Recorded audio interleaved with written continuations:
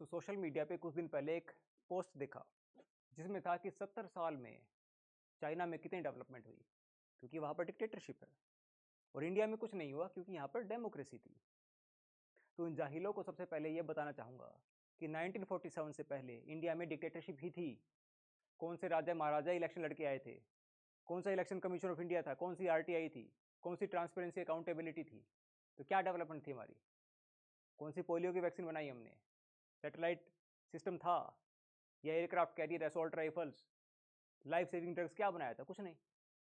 तो चाइना की डेवलपमेंट के पीछे डिक्टेटरशिप नहीं, उनका लेजर गाइडेड अप्रोच है। They are focused, they know कि उनका दुश्मन कौन है। उनको पता है कि चाइना को तरबूज की तरह काटा किसने? ब्रिटेन, फ्रांस, जर्मनी ने, जिसे कहते हैं कटिंग ऑफ चाइनीज मेलन। और उसी पॉलिसी को बढ़ाया यूएसए ने, जिसे कहते हैं ओपन डोर पॉलिसी, कि कोई भी देश आओ यहाँ पर ट्रेड करो, फ्री ट्रेड करो, एक्सप्लॉइट करो चाइना के रिसोर्सेज को, चले जाओ। चाइना को पता है कि सीनो जापानीज वॉर में जापान ने क्या किया चाइना के साथ, वर्ल्ड वार 1 में कितने सैनिक मारे गए। इसलिए जगह जगह उन्होंने वॉर मेमोरियल्स बनाए हुए हैं कि कोई भी इंसान जाए वहाँ पे, आम आदमी देखे अपनी हिस्ट्री को, अंडरस्टैंड करे कि हमारे असली दुश्मन कौन है। That's why they are competing with western powers. और यहाँ पे साउथ एशिया में इस रीजन का बेड़ा गर्क करने वाले ब्रिटिश हैं, उनके बारे में कोई नाम ही नहीं लेता। इंडिया, पाकिस्तान, बांग्लादेश, इस पूरे जोन को डिवाइड किया ब्रिटेन ने। उन्होंने डिवाइड एंड रूल पॉलिसी अपनाई अपने बेनिफिट के लिए। वो जा चुके हैं, हम आज तक हिंदू मुस्लिम में उलझे हुए हैं। सारे रिसोर्सेज हमारे बॉर्डर पे वेस्ट हो रहे हैं। तो पहले पाकिस्तान को यूएसए आर्म्स सप्लाई किया करता है, इंडिया को रशिया।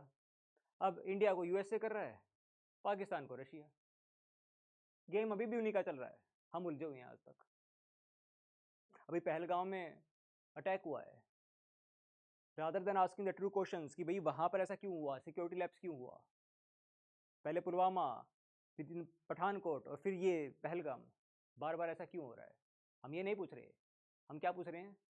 हिंदू टारगेट किए गए मुस्लिमों के द्वारा, और जाति नहीं पूछी गई, धर्म पूछा गया।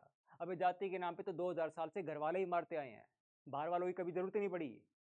इन चीज़ों में उलझोगे तो कभी भी आपकी डायग्नोसिस प्रॉपर नहीं होगी, और जब तक डायग्नोसिस प्रॉपर नहीं होगी ट्रीटमेंट काम नहीं करेगा।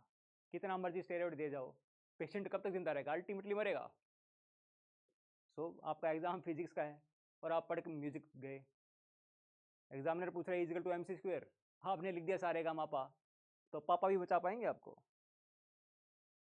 Don't indulge in all this kind of nonsense जो सोशल मीडिया पे चलती है, जो डिवीजन क्रिएट कर रही है। फिलहाल हमें ज़रूरत है एकता की। आप जब तक यूनाइट नहीं होगे, दोनों साइड के जाहिलों को बता रहा हूँ, उस साइड के भी जो पाकिस्तान में और इधर के भी, कमी नहीं है, बराबर भरपूर मात्रा में पाए जाते हैं। Don't divide this country, cooperate, collaborate, और तब देना डेवलपमेंट अपने आप हो जाएगी।